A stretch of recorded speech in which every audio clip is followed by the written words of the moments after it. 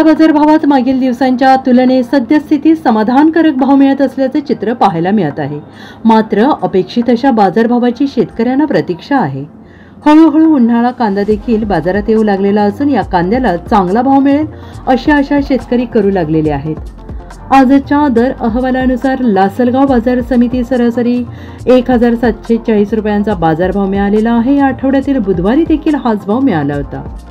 आज दिनांक 2 मार्च 2024 रोजी नाशिक जिल्ह्यातील महत्त्वाच्या बाजार समित्यांचा विचार केला तर केवळ 55,000 क्विंटल कांद्याची आवक झालेली आहे। याच आठवड्यातील बुधवारी जवळपास 1,10,000 टनाहून अधिक कांद्याची आवक झाली। त्यामुळे 2 दिवसात पुन्हा निम्म्याहून आवक घटल्याचं दिसून आलं। तर राज्यातील सर्वाधिक आवक पिंपळगाव बाजार समितीत 14,000 क्विंटल इतकी झालेली आहे। तर सर्वात खालोखाल लासलगाव विंचूर बाजार समितीत कांद्याची आवक झाली।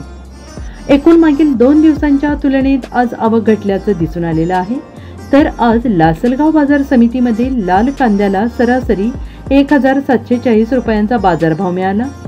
सोलापूर बाजार समितीत सरासरी 1300 रुपये बाजारभाव मिळाला। पुणे पिंपरी बाजार समितीत एकूण 1400 क्विंटल कांद्याची आवक झाली। तर पुणे मोशी बाजार समितीत सर्वात कमी बाजारभाव म्हणजेच 1000 रुपयांचा बाजारभाव मिळाला।